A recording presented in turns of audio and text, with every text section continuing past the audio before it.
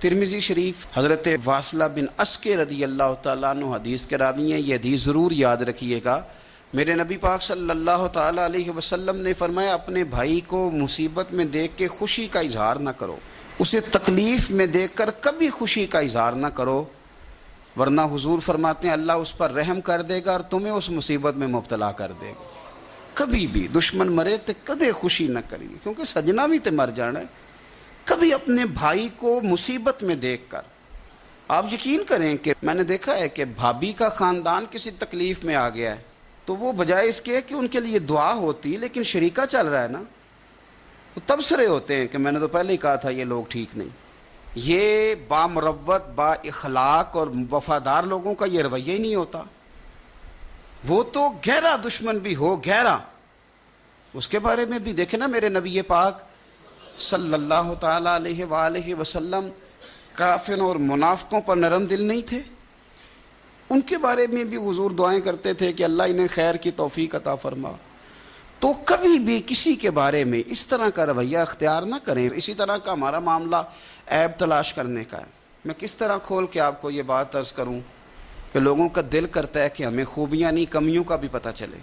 ٹٹولتے ہیں کہ تو وہاں نہیں جاتا، تو جاتا تھا تو اب کیوں نہیں جاتا، اور تو اگر جاتا ہے تو پھر تو کوئی کہانی سنا، کوئی بات چھیڑ.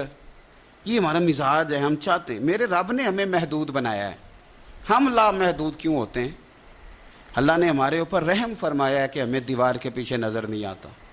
یہ اس نے کرم فرمایا. اگر ہمیں نظر آتا ہوتا تو کتنے پردے کھل جاتے، اور بہت ساری چیزیں جو پردوں میں رہنی چاہیے تھیں وہ پردوں میں نہ رہتی. یہ اس نے کرم فرمایا ہے کہ ہمیں دیوار کے پیچھے نہیں سنتا. اس کو کرم سمجھو، پردے نہ کھولو.